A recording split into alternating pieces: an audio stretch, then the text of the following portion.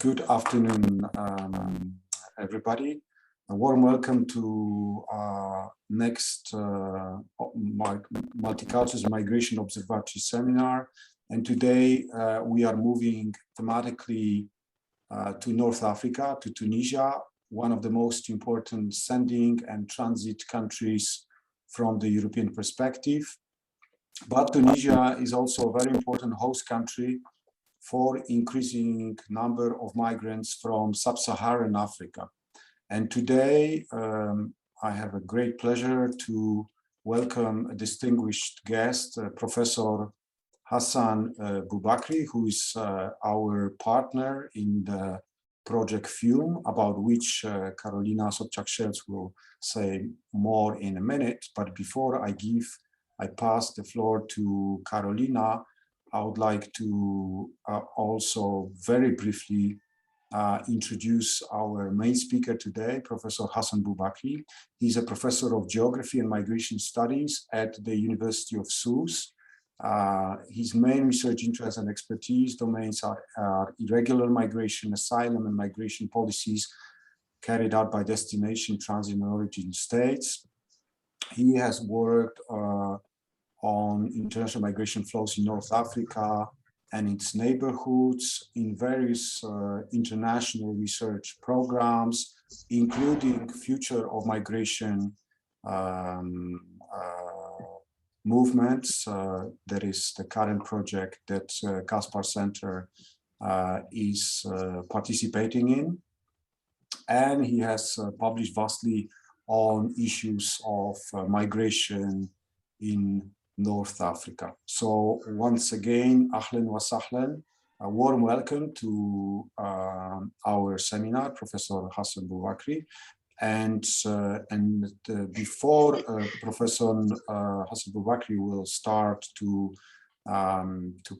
give his lecture, his presentation, Carolina Sobczak-Szelc will introduce to the larger audience the project within which we've been carrying out research with Professor Boubakri. So Carolina, the floor is yours.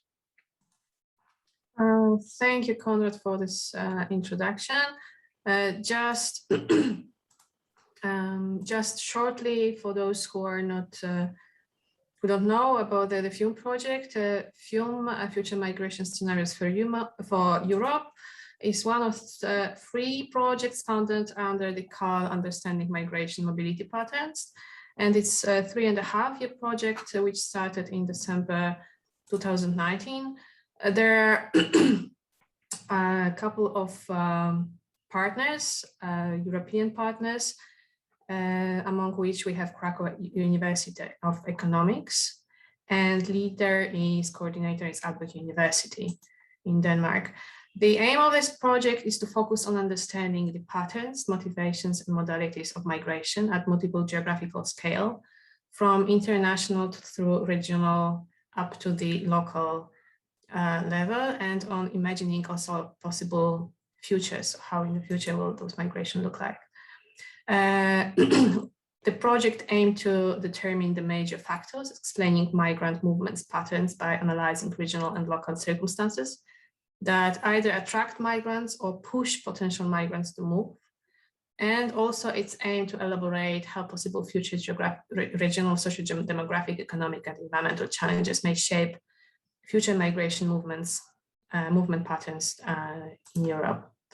The expected outcome of this project is, of course, migration scenarios, as the title says, but also projections based on those scenarios, open source spatial simulation tool, and policy briefing materials. And within this project, we have one task that is focused on origin case studies.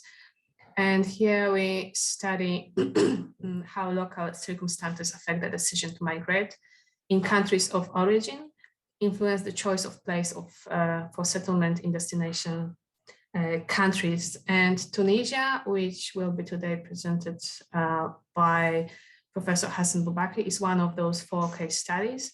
Especially within the project, we are focused more on Sousse city, but the other case studies is Dahouk in Iraq, Senegal, and Kiev in Ukraine.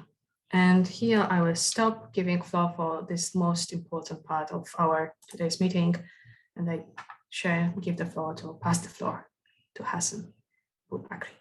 Thank you very much. Hassan, the floor is yours.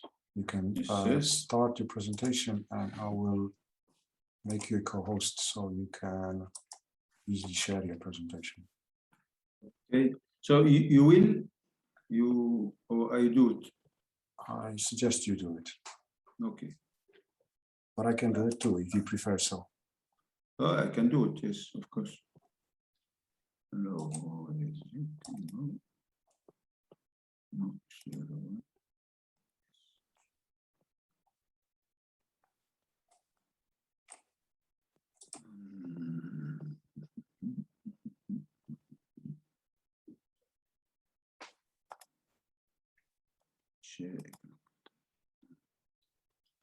Yes.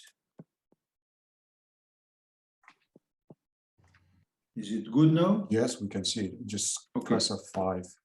So is it full screen? Yes, just to, yes. No, it's great. So, hi everybody. So first, I would like to thank Conrad and Carolina for the initiative for their friendship invitation, and of course it's a pleasure for me and a nice opportunity to meet, as I said some minutes ago, your colleagues, your friends, your partners, and of course, mainly to discuss about a common subject, a common topic, which is very sensitive today in Tunisia and in Poland, as we know, because you know more than us about the migration crisis between Belarus and Poland, and between the Russia and its neighborhood with the European Union behind. So I think that the problem are very close, and perhaps the driver, more than that, are very close everywhere in the world, because now we are in a global world where information, where opportunities, and where strategy, individual strategy or collective strategy are launching by groups, by collectivity, by families, by individual, by people. So as proposed, the topic is about internal and external migration, because FUMA and our partnership with FUMA is about the link between internal migration in Tunisia, and to look for and to check if the drivers are the same for the both category of migration.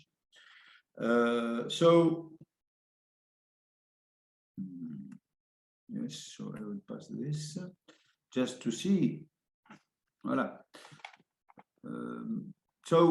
As you know, and I think there is a lot of participant or partner who knows the location situation of Tunisia, and Tunisia is not unique in its qualification as a land of migration and mobility. I think that every land, every country, and every area is very interested by historical dimension of migration, and of course current ones.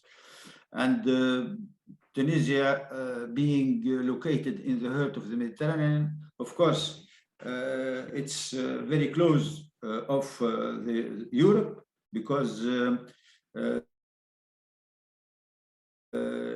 just the Sicily Channel separates Tunisia from Europe with I think with the wide of 140 kilometers, that means about 70 or 80 miles. And in the same time, of course, Tunisia is very open in the direction of the east before, because it's located in the extreme north of Africa. So it's very open on the east. And it's from there where Islam came, for example, and where Arabs came in the 16th century or in the Middle Age. But also Tunisia is linked to the deep Africa, so, as you know, the caravan, what we call the caravan trade, and before even when there were the old there were a lot of trade between South Sahara and North Africa. And North Africa, to slaves, to a lot of various products coming from Africa, such as the gold, for example, and slaves mainly. Tunisia is a land of, at the origin, the origin population is Amazigh, and this population has been, of course, covered and developed by migratory flows from different routes and origin, from all the area where was civilization, empires, and by, of course, crude area, as I said, and region. And I would like to arrive quickly to what happens since the 19th century. The Italian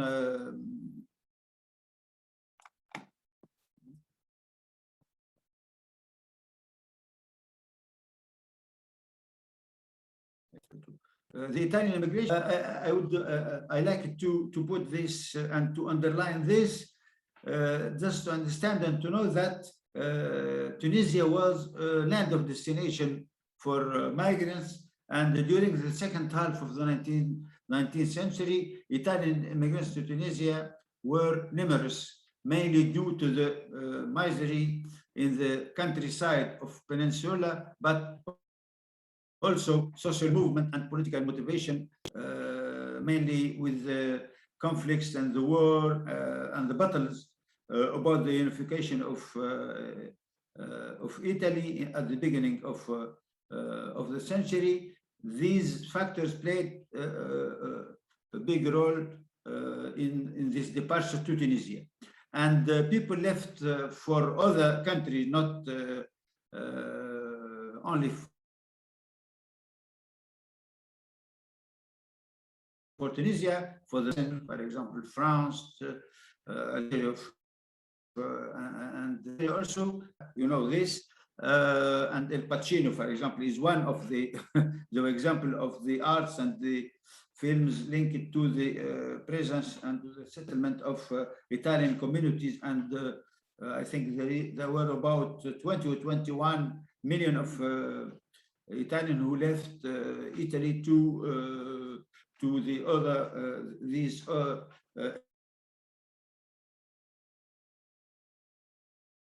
areas and countries. And if I'm back to Tunisia, in the end of the 19th century, Tunisia received 2,000 Italian, and in this period there were just 700 French, and these Italian immigrants were poor, and they settled into craftsmen and fishermen mainly. And at the end of the century, I mean the 55,000 people, and just only 16,000 francs. And in Sousse, where we have our field work, the districts were a part of these migrants settled, and in the century, now it's in the city center, which we call Capaci. Capaci is from the Sicilian town of Capaci, and we call, there is two suburbs in Sousse now. We call them Capaci Grande and Capaci Piccolo. Here are some pictures about Italian in Tunisia. Quand la Tunisie était pour les Italiens promised land, and in 1936 there were about 100, about the same number of French. That means that the Italian settlement, the Italian immigration to Tunisia, and Tunisia as destination is a very important and relevant category of migration, and more than that, civilizational influence, Italian influence in Tunisia. And if I run to the period after the independence of Tunisia, and it was in the same date was the Morocco independence in 1956. Algeria where the independence was in 1962. In the first wave, there was the departure of French settler, European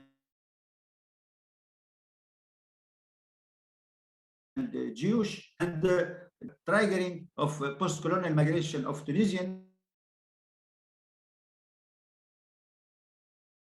like Algeria, with the context of, this, everybody knows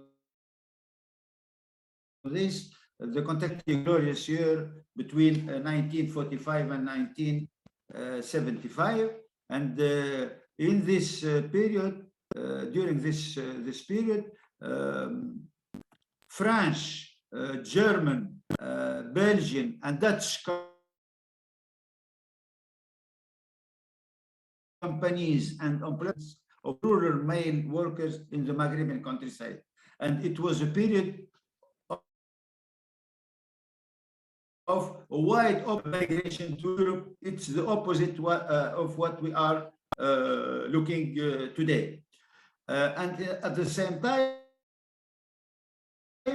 Maghrebian countryside was beginning to pass cycles of crisis linked to the transfer, it's very important, of wealth from the countryside to the cities and to the political and urban elite. It's one of the drivers of the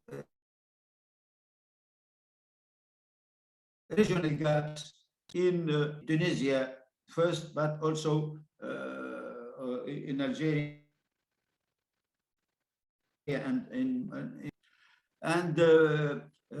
as one of the consequences of this movement and this what happens, you have the triggering of migrants to the large coastal cities, and especially to the capital, about Tunisia, Tunis, which was in 1966. It was the first general census after the independence of Tunisia. You have the only net migrations province in the whole country, in the whole Tunisia, was Tunis. And after that, for 5 decades, really, that means from 1970 to 2020, there was a widening and deepening of migration deficits of the interior area, and the whole west and south area of Tunisia note a deficit that doubled and sometimes tripled from one decade to the next during 50 years. I will show you just in the other side, I said west and interior. That means what we call the west line and the south line. All this area from Gebes, Tatawin, Mednin, Kibili, Tozer, Gafsa, Sidi Bouzid, Kairouan, Kasrin, Kef, Sidiana, Zagwan, Beja, Bizerte, and Jadouba, all these provinces, what we call in Tunisia,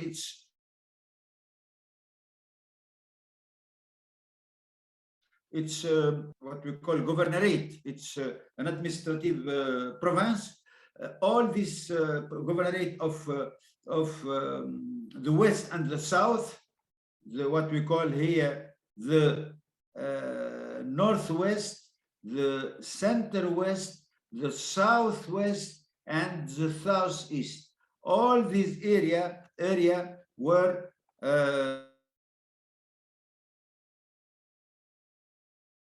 and a lot of them and dozens of thousands of migrants.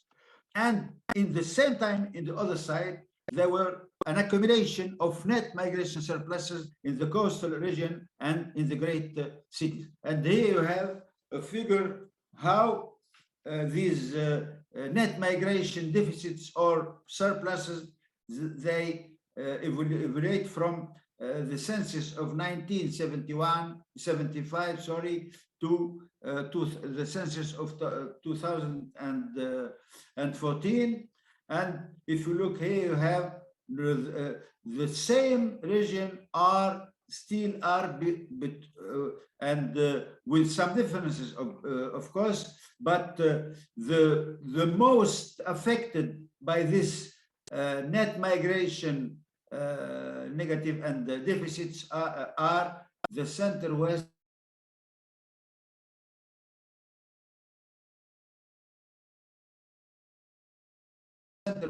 the northwest, as you look here, and the center of west. And remember that, and this it's very important to know this, that the center west is the location where revolution was launched, Sidi Bouzid and Kasserine. Remember this. And this area was the most affected, as I said, by this deficit of net migration.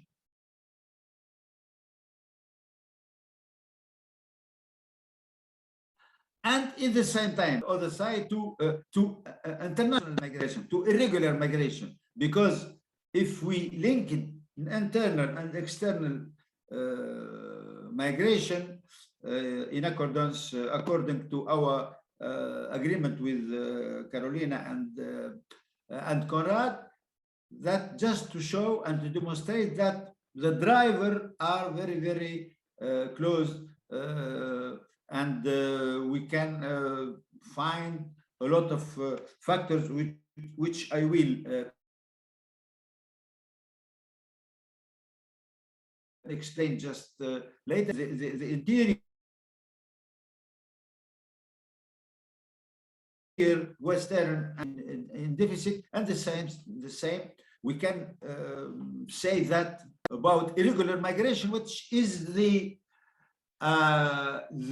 more clear expression of these gaps between the interior and the coast and the city of the coastal city and the coastal area. I just back to the map. The Great Tunis is the capital, and with its suburbs with 4 governorate, and you have Naber, Bizerte, Sousse region, the Sahel, here in Tunisia that means the area which is on the coast, and it's not the same sense as what we call the African Sahel, that means the countries who are south of the Sahara. So from Bizerte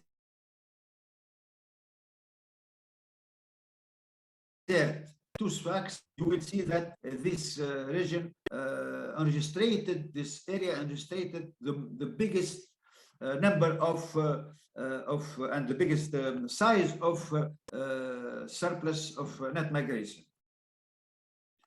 So, as I said, if we look to the evolution of the waves of the flux of the trends of irregular migration from Tunisia, you can see that we have three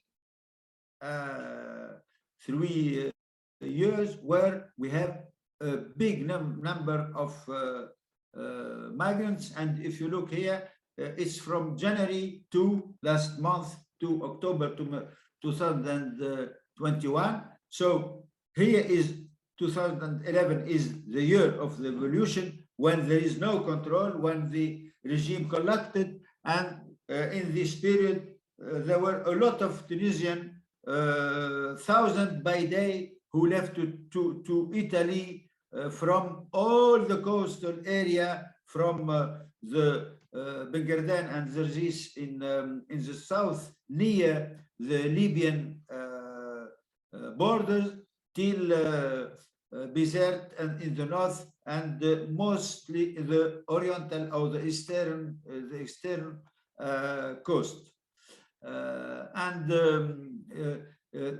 in this year there were 28,000 of migrants, and after that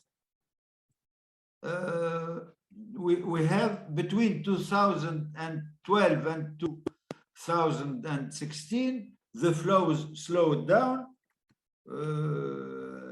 As you see, 2,000, less than 1,000, 1,000 and a half, so a minor number.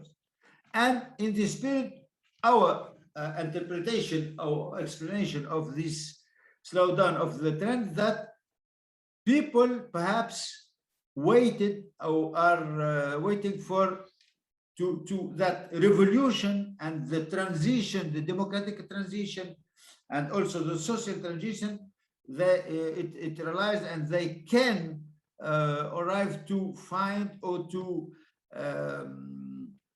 have what their dreams about employment, about welfare, about success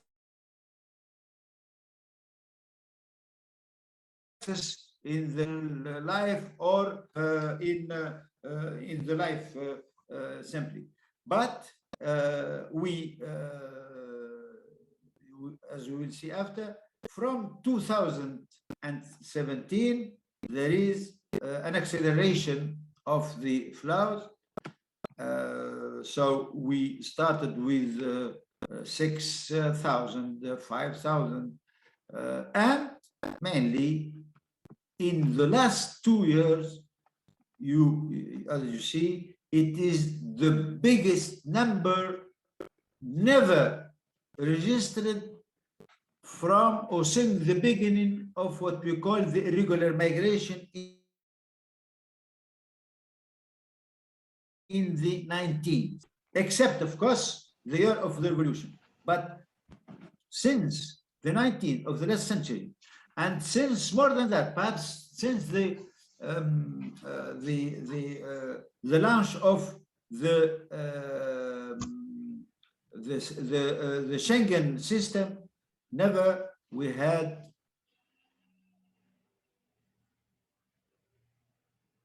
a so of irregular migrant leaving Tunisia and reaching the Italian coast. And as I said, we have a new peak, and perhaps with the average of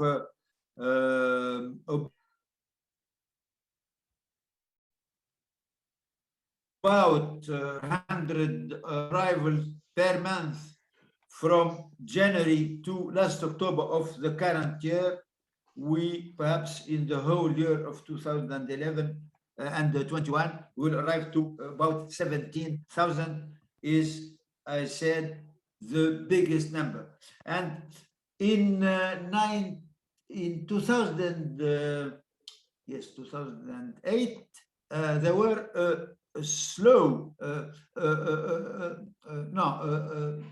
a little peak related to the what we call the mining area crisis, because in the first half of the year there were movement and demonstration and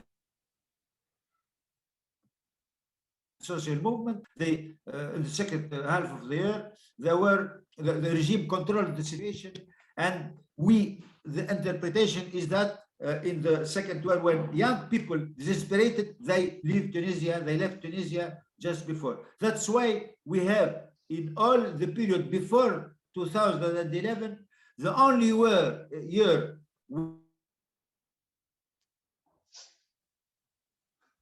where we had who reached the Italian coast and Iceland, it was in 2008. And after that, about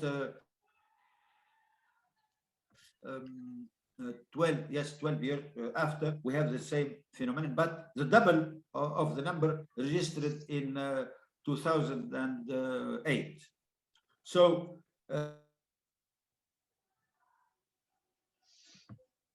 as 70% of the whole period level were recorded in the 3 years of 2011, 2020, and 2021.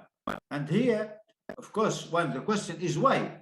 Why we have a so deep and this hemorrhage from in the internal migration from the interior to the coast, to the big cities, and why these waves of irregular migration, and don't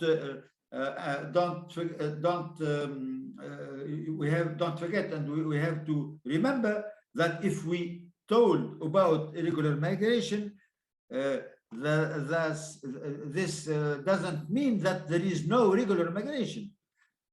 Perhaps the big number, the most big number, is the regular migration with the student immigration, with the high migration, and with the family union. And one of the picture of the crisis is that since 2011, during the last 10 years, there were 100,000 high skills who left Tunisia. It's according to the study of the National Observatory of Migration and of the Tunisian Strategic Studies Institute linked to the President of the Republic. So, and here you have in the last 10 years an example of the drivers of the factor of this migration, where you have the explosion of the employment rate, and the volume is reaching today in 2021 more than 800,000 unemployment, compared with an average of 600,000 or 650 before 2020. And the unemployment rate was in 2016, for example, about 15%. For the man, it was about 12%, and for women, the general rate was about 21%. But if you take the high education graduate, as I explained some minutes ago,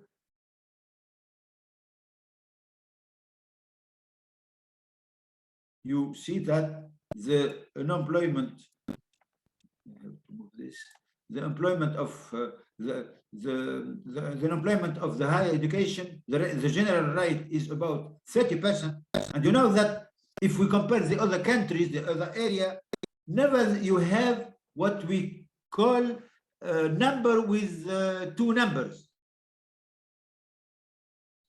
Is usually it's less than 10, and in the whole MENA region we have this problem, this deep problem. We have more than 10. That means, and men for the high education men are about 20, but what? This is in 2002. Today,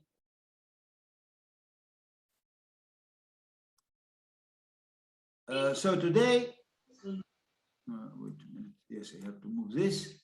And the national rate is about 15 in 2019, and today it's about, as I said some minutes ago, about 18, about 19. And that for the young people, the unemployment rate of the young people, it's more than 40. So it's a very deep, and we don't have picture to explain this. I think that the number and the statistic are speaking themselves. Another factor or another deep driver and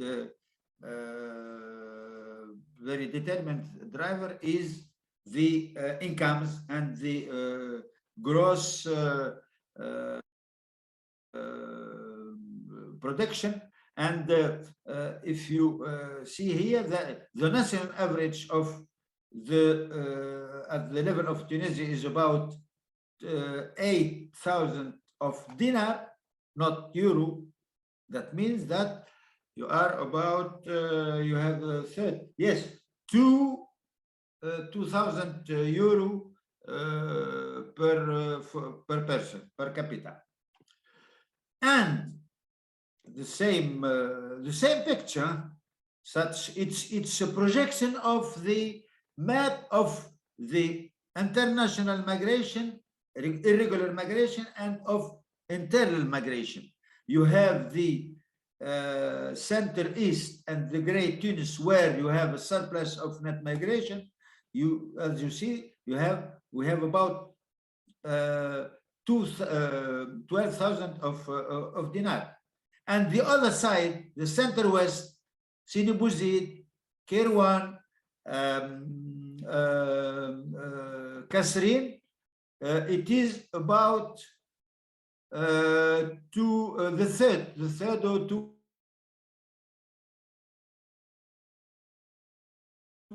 2.5 of the biggest or the highest level of incomes. So as you see here, you can understand that the Center East and the Great Tunis with the Northwest are the more attractive area, because there you have more activity, more added value activity, more than this, where you have equipments, when you have a high level of public service, if we compare this to the interior and the southern areas. Another map is about the what we call the contribution of region for product.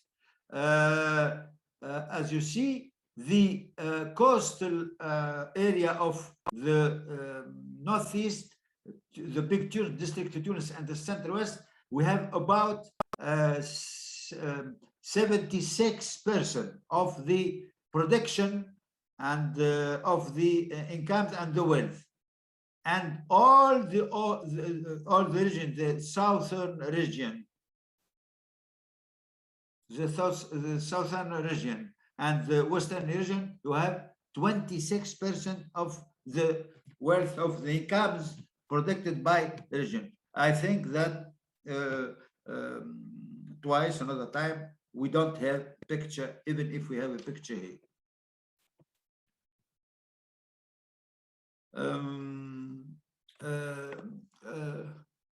So if we look what happened in this year, in 2011, in the last year, in last January, not last year, sorry, last January, in the beginning of the year, there was it was marked by nighttime protest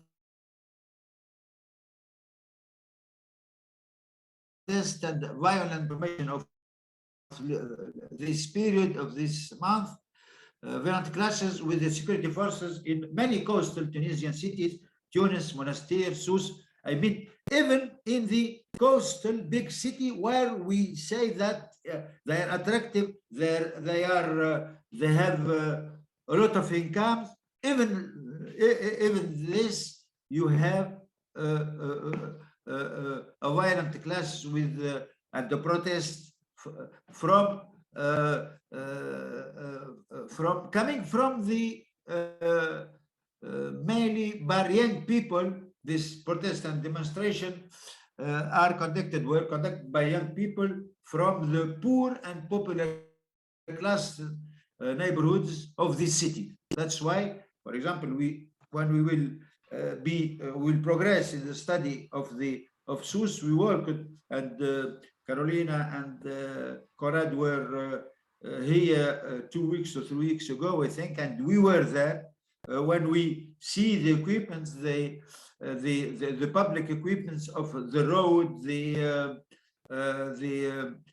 water, the used water, all this, we understand why there is this disenchantment. I will arrive through this.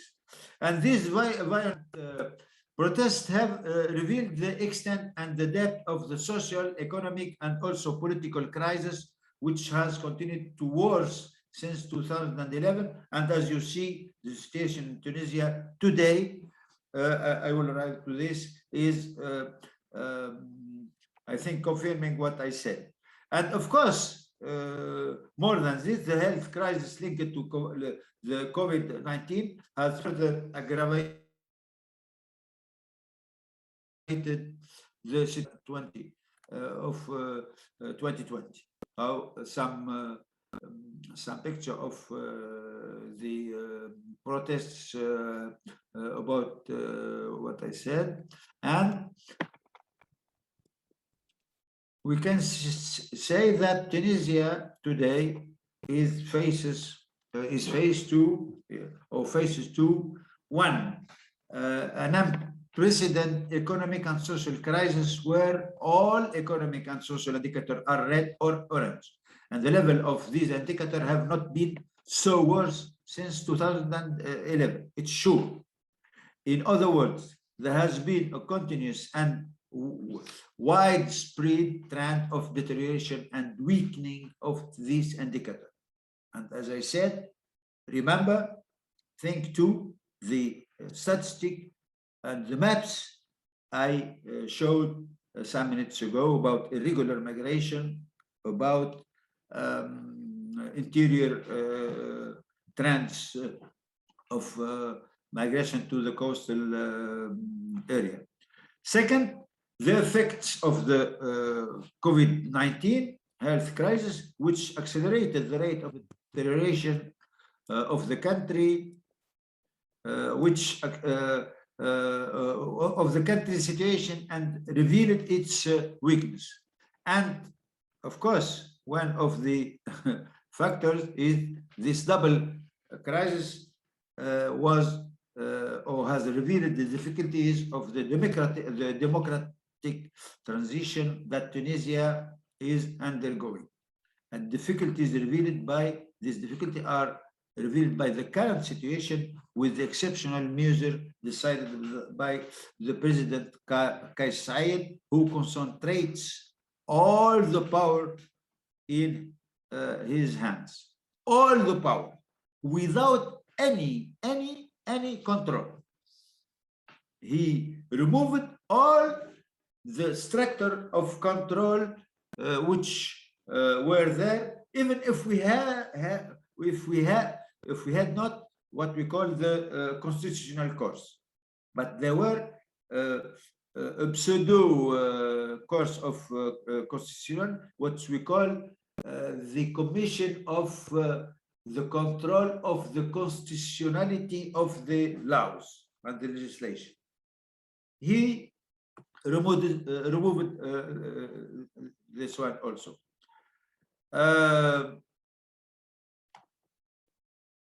The fourth point is, the question is, how does this crisis manifest itself? How does it appear? Anxiety, fear, disillusionment, disenchantment. And if we look to what is happened in the global framework, the macroeconomic framework, the social framework, what we call the main aggregates of economic aggregates.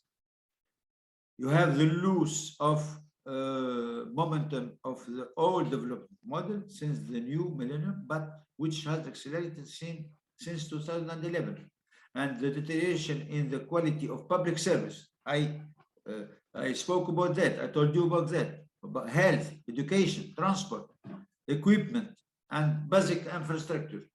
You have in the other side a continuous decline in the rate of the GMP growth, and its maintenance at a very low level. And of course, with the COVID crisis, we had minus 9% of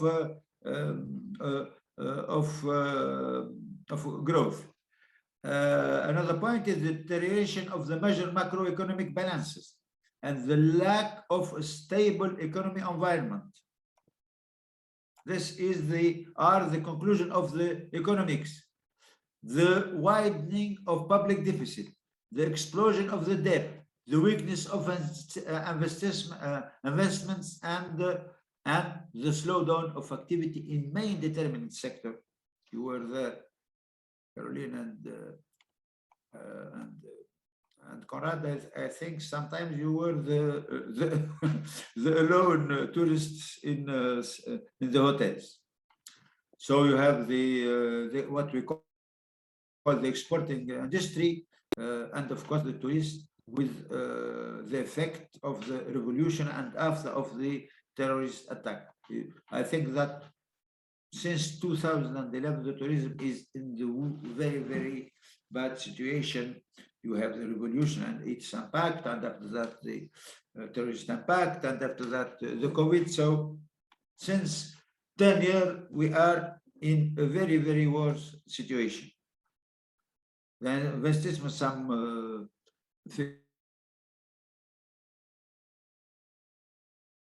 figure about this, Tunisian dinar against the main currencies such as the American dollar or the euro. So I end this speech, this conference, about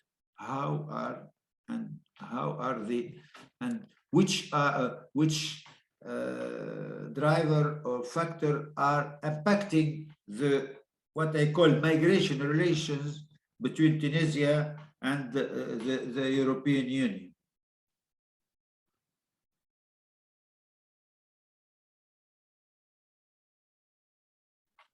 Of course, we have Tunisia as a third country, has its, we cannot say migration policy, we have an administration of the policy, because Tunisia has no asylum law.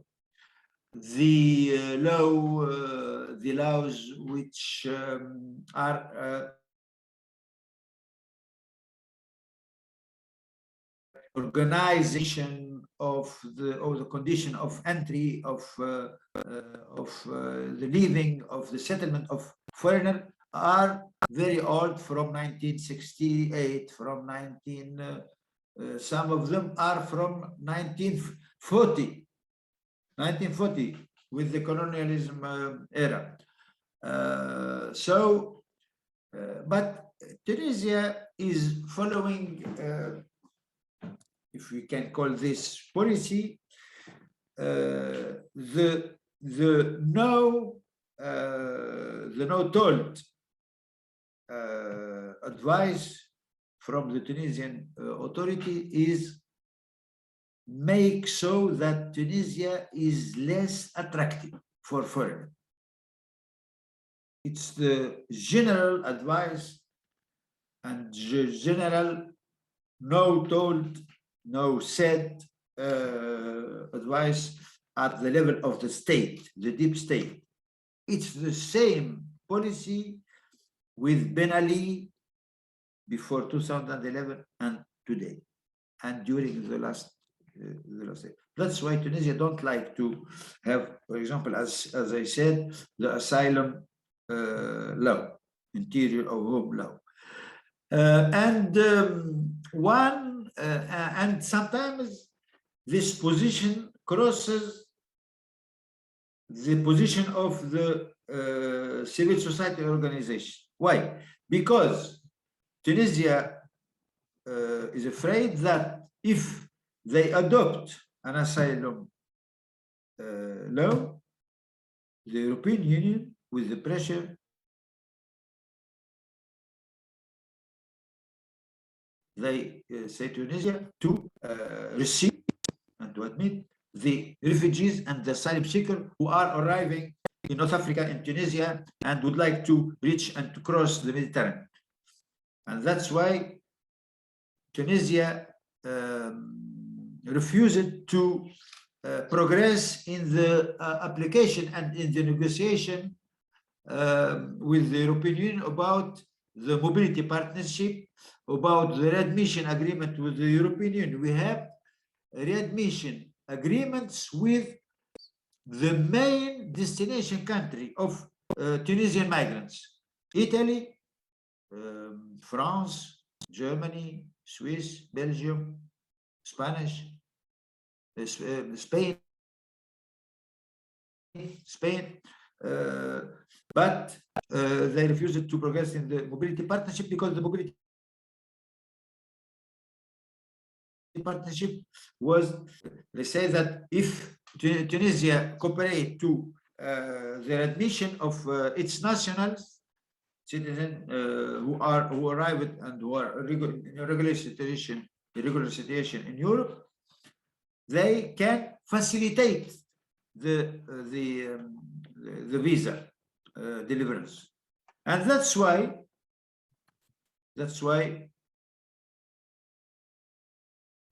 last month, I think, France decided to decrease the deliverance of visa to Tunisia, to Algeria, and to Morocco.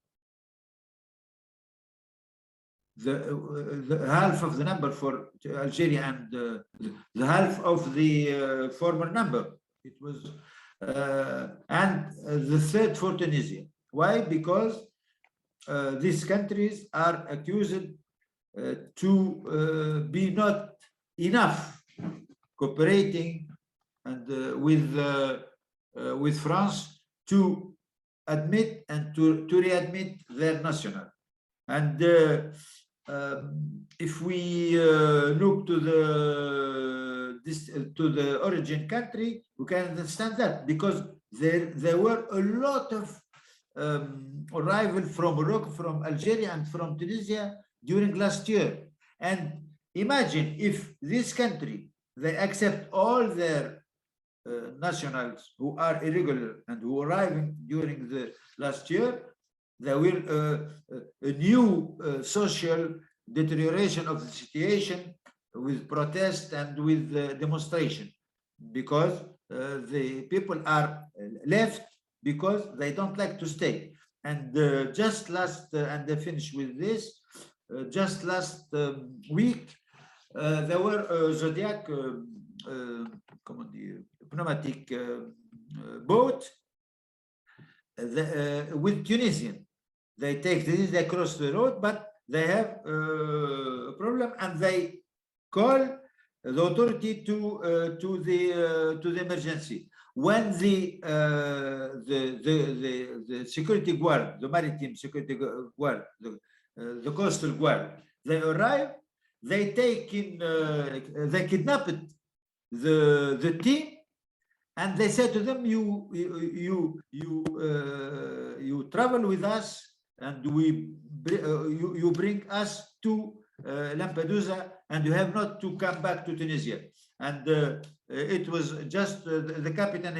He was in the cabin, and he could call the other security force, and this demonstrate the tension and the degree of violence which we can for which we can arrive, because these people, if they left Tunisia, if they leave Africa, if they leave Algeria or Morocco, it's in the goal and the projects is to be there in the other side, not to come back to Tunisia.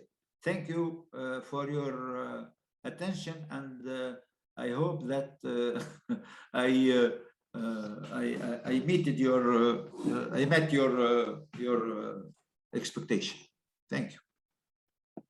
You met our very high expectations, Hassan. I switched off your camera while you were speaking because your voice quality was not as good as we expected. But no, it was fine. It was okay. It was super interesting. You can switch on your camera now, and you can stop sharing your presentation.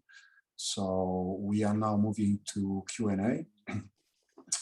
And I have hundreds of questions to Hassan. But he knows me. He knows that I have always too many questions. But before I will ask my 100 questions, I open it up to others to have the chance to ask their questions. So who wants to ask questions, please raise your hand, or just let me know somehow, so as I know that you want to ask question. And if I don't see at the moment any raised hands, I'll profit from the time when you are thinking about your questions. So a few things, Hassan. Very interesting information, historical information about the immigration to Tunisia in the colonial period, and super interesting data on the number of Italians, which was even higher than the number of French, which were controlling Tunisia under during the colonial period. But I wanted to move to contemporary situations. One of the very interesting data you were showing concerned the irregular migration. I was wondering, we are studying these documents, and I was even today looking at some Italian reports on irregular migration of children. And this is a phenomenon I would like you to elaborate a little bit on. I found out information in the report of the Italian Association of Legal Migration Studies that between 2016, well, within the last 5 years, over 12,000 minors have reached Lampedusa, Messina, and other hotspots in Italy. And I would like you to say something about this very interesting phenomenon. I would like you to comment on the statistics on irregular migration that you showed. And I was wondering to what extent we do not have a full picture in terms of, are there any other destinations, are there any other places where Tunisians are going? As we know from the Polish statistics, Tunisians are at the moment not visible at the Polish-Belarusian border yet. Well, nothing really stops them from traveling to Turkey, where they can go easily, and then probably get Belarusian visas there and pursue to access European Union and Germany through increasingly walled Polish-Belarusian border. Very interesting also, last thing, and not to dominate the discussion and to give others possibility to ask questions. Very interesting information about the sanctions, the very last point you're making. Is it something common? Has it happened in the past that French and Italian governments were conditioning the number of visas on the acceptance of people, of readmissions, and what is an issue there? Like why Tunisia does not want to cooperate? What is at stake? What is problematic? Obviously, I understand the very important point that you made about the asylum law and the externalization of the border control that European Union has mastered, especially since 2016. And it seems like an ongoing trend within the European Union to have the human rights very high on the agenda, and at the same time externalize border control to other countries outside of the European Union. But the sanctions readmissions, if you could say a little bit more about that. What is at the core? What is at stake there? So yeah, I'll shut up because I have too many questions, and give the chance to others to ask their questions, or to you, Hassan, to answer this first set of questions. I answer now, or I wait the other question? Professor Dorota Praszałowicz has a question. Professor, would you like to ask your question live, or you want me to read it from the chat? You're welcome to read it. It'll be quicker. No, I prefer you to ask it. You can, please. Okay. If it's not a problem. I'm just curious about transit migration, since it is a big problem now, and probably you have some people coming from Southern Africa and just heading towards European Union. Do you have such a flow? If so, is it large? Does it cause any troubles, and so on? I should know it. I'm sorry about my ignorance. Very good question. It concerns above all the presence of Sub-Saharan migrants in Africa, and there's been new studies on this. So Professor Hassan knows a lot, so a right person to ask these questions. Thank you very much, Professor Praszałowicz, for this question. I don't see at the moment any raised hands or any questions in the chat, so Carolina wants to go ahead. Okay, Carolina, go. Yeah, but I think that like 4 questions for Hassan are enough, and I can be in the second line, just not to. In the second, yeah. Carolina wants to be in the second round, so you go first with this, and then there will be a second round. Okay, thank you very much, Konrad and Professor Praszałowicz. I hope that I pronounce it well. Your it's perfect. It's perfect. Name. Welcome. Some question asked by Konrad about irregular migration and children.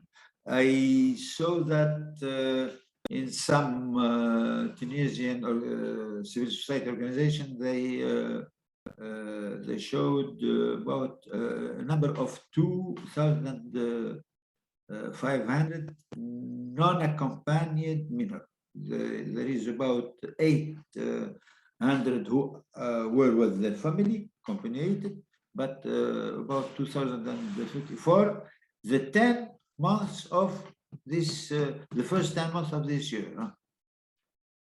So what we are seeing, not only in Tunisia, but also Algeria and also Morocco. If you remember, when there were the migration crisis between Spain and Morocco in last May, there were 2,500 non-accompanied minors who arrived to Spain, and 7,500 of adults. And I think in this time, Morocco brought back these minors, or the majority of these minors and migrants. So, which we know that there is no, it was not the case since 3 or 4 years. We are looking that families send their child non-accompanied to go to because they know the law, they know the protections, the child protection, and they say perhaps it's better that they go there. It's a guarantee that they will be not about Tunisian arriving. No, because what I know that of the way to go, and at the same time we have Russia, you have Syria, you have Iraq. Don't listen about or hear something about this. Perhaps if there is some Tunisian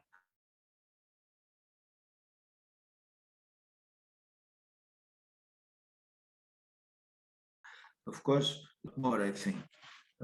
Organization of the community, of the families, of the young groups to cross to Lampedusa are focusing on Tunisia and how they do it. And I forgot when I spoke about the irregular migration that they were about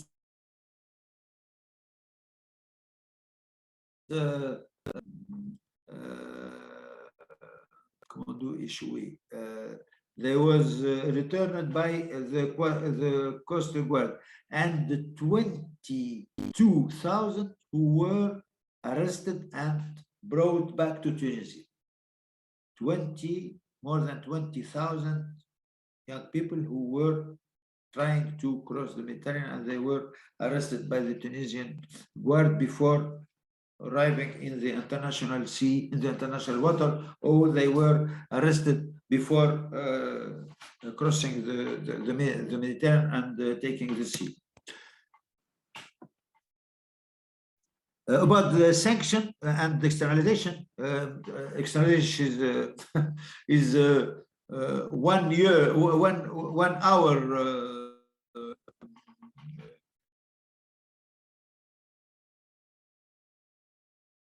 Perhaps science. We are with this sanction. We are increasing in the level of the sanction towards this country, because before this year we told a lot of time about sanction, about small pressure on, and which show that, for example, the cooperation, the financial cooperation was very linked to the what we call the cooperation in the admission of the projects, the admission of the national. But this year it's the first time where we see that it is openly, officially said and applied. by France in this case. And if you look to the absence of the the Commission response or reply about that, they didn't condemn that. They didn't. Nothing was said about this position of and this sanction from France towards the three countries of the Maghreb. So I think that if we perhaps we are going to an increasing pressure towards this country. And if you remember, in 2003, in Spain, there was the European Council, and the former former Spanish Prime Minister Aznar, he asked to apply sanction against Morocco and the North African countries because no enough cooperation in their admission. And I remember that it was the President Chirac, France, who refused this position from the European Council. About the question of Professor Braclowicz, yes, the transit migration is like the externalization border control. What I know about some new information that Tunisia, and I imagine that the other countries is the Tunisian authority, for example, they never publish the number of, or the estimation of irregular foreigner in Tunisia. And what we know that is they compare the number of the citizens of African countries who enter in Tunisia without visa. That means they can enter in Tunisia regularly, but they don't find the traces. They are not registered when they leave Tunisia. And like that, they are estimating the number of Sub-Saharan in Tunisia. And I know that the recent number is about 22,000 of Ivoirian, mainly about 10,000 of Ivoirian. They didn't leave Tunisia before they entered regularly because they are not submitted to the visa system, but it's not sure that they stay in Tunisia, because some of them stay in Tunisia because they cannot leave, other they left with the irregular trans directly from Tunisia or through Libya by joining the criminal and the trafficking and smuggling networks in Libya. They are taken in charge by this network. They are brought to Libya. After that, they put on the boat to cross the Lampedusa. Okay, is it enough, Professor? Yes, thank you very much. Thank you. Thank you very much, Hassan. So these sanctions were just to clarify, they were announced by France with regards to Tunisia, Morocco, and Algeria. But Italians have also used the sanction, the visa sanctions mechanism, or not yet? Not directly, not with an open way. All right. Okay. They do this usually and a lot of times, but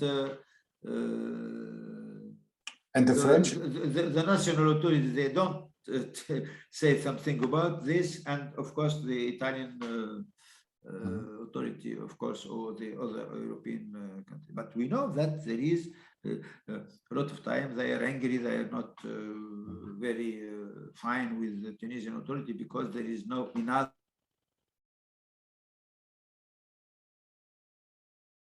cooperation with them. I would like to save the opportunity to say hello to Madame Hajar bin Hamza, which is a friend and a fresh postdoctoral, and she made a nice thesis, doctoral thesis on internal migration. And welcome, Hajar, and I hope that you have enough information, and more than that, relation and contact with other our guests and the participant of this conference. I give the chance now to Carolina. I think she has some questions. Yes, thank you, Conrad. Thank you, Hassan, very much for your presentation. It was extremely interesting for me, at least. I have one question more like that I am curious to the answer about, because on your diagram, it was mentioned that the level of unemployed among the highly educated is very high. It's about 40% among women, and just a little less among men. And what precisely is the reason? Because the unemployment level among those not educated is not so high, as far as I can understand. So what's the reason of this? It's a labor market mismatch or something else? And the other question may be more from, you know, that what I can ask about. And I think it's more not about my curiosity, but also for like wider audience. How do you perceive the role of the environment in the migration within the Tunisia? Because you've mentioned the unequal development, regional development between Western governorates and those under the sea, but whether the environment. I didn't. Yeah. Sorry, I didn't hear the beginning of the second one, or it was cut. No, the second one, yes. The second one. The second one is, like, to say it simply, it's about the role of the environment in creating internal migration in Tunisia. So, because you've mentioned the role of the unequal development between regions, Western, Southern, Western Tunisia, and Northern, Eastern.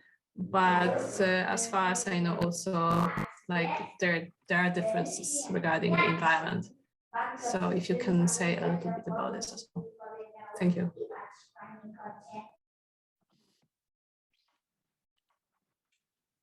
Yes, let's take more question if there is, or if I can answer directly. No, so I will answer Carolina. Thank you very much, Carolina. About the unemployment rate of the high graduates, it's a problem. It's known, there is a lot of study about that, non-adequation between the big number of graduates and the labor market for two reasons. The first reason is that a lot of sector of economy are what we call primitive ones, industry, factories, agriculture, building area. So they don't use and they don't need high graduates. And the other is that the wages in Tunisia and the level of the salaries are very very low, and of course when a company, factory, an office graduate, you have to give him a minimum of 600 or 700 or 800 of dinner. And in this case, they don't take the high graduates because they don't need them really, because the level, they are activity, what we call less added value activity, and not, for example, smart activities, or even in the what we call the exporting factories.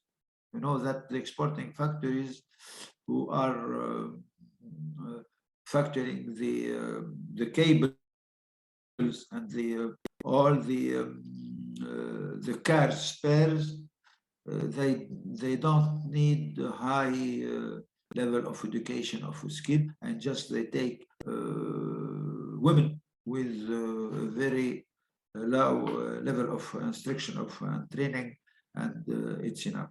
And this is the problem, is that Tunisia today, it's one of the other figure of the crisis, that we don't have an economy which can absorb the high number of graduates, and that's why you have so much young people and high graduates who are living in the trends of the irregular migration, or in the regular migration by staying some years abroad, and after that they are in irregular situation because they didn't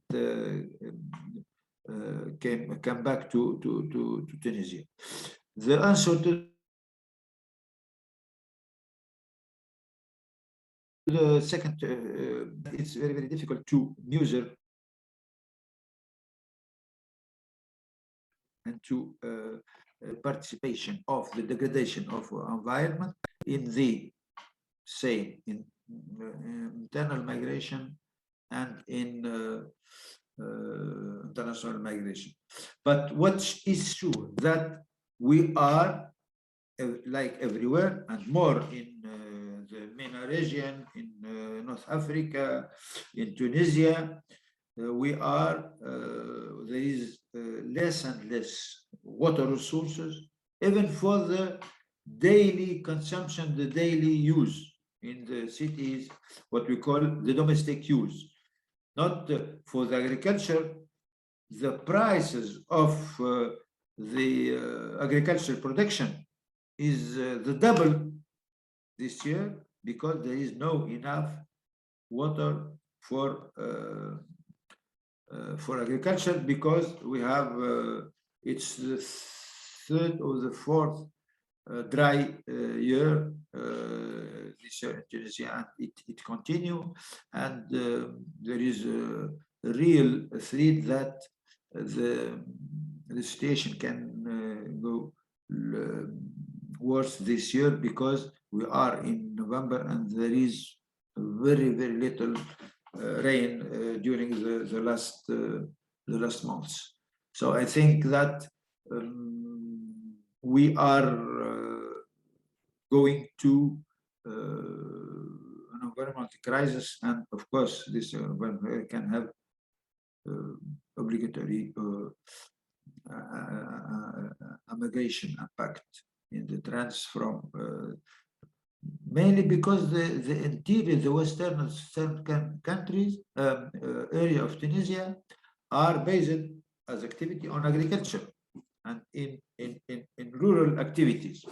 And if you have one of the bases of this activity is worse or is fast in this case, you can wait for worsening of the situation. Thank you very much, Hassan.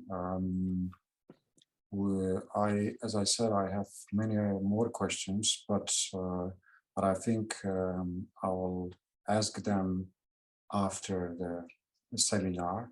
Once again, I would like to thank you for devoting your time to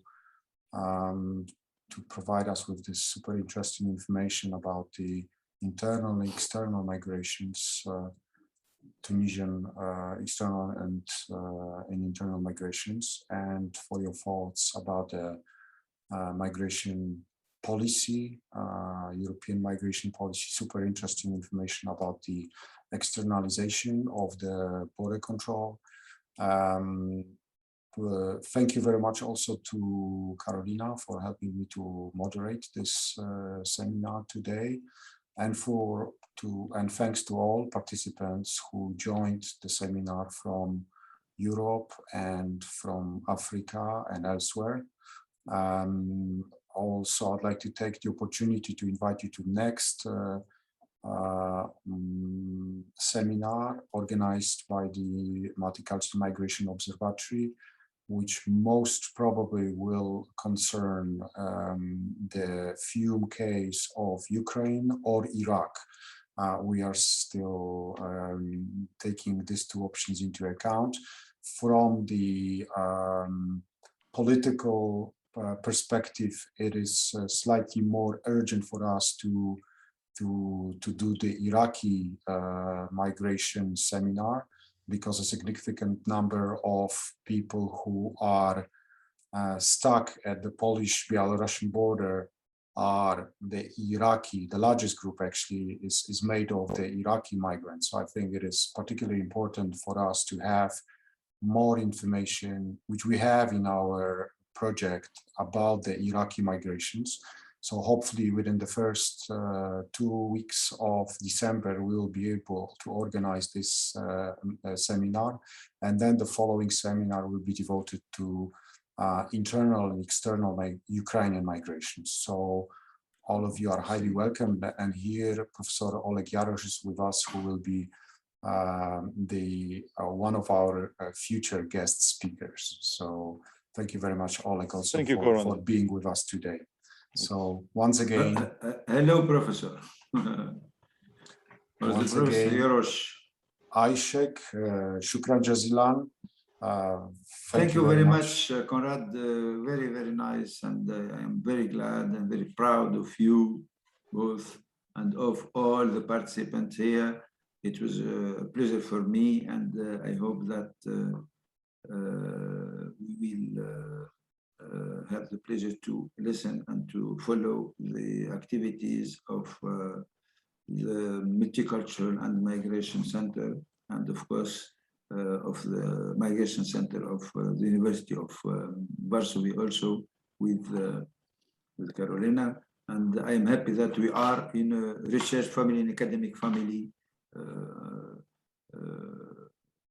doubled with very, very warm relations and trust relation with Carolina, with Conrad, and with all of you. Thank you very much. Thank you very much, Hassan. Thank you very much, Hassan. It was a pleasure.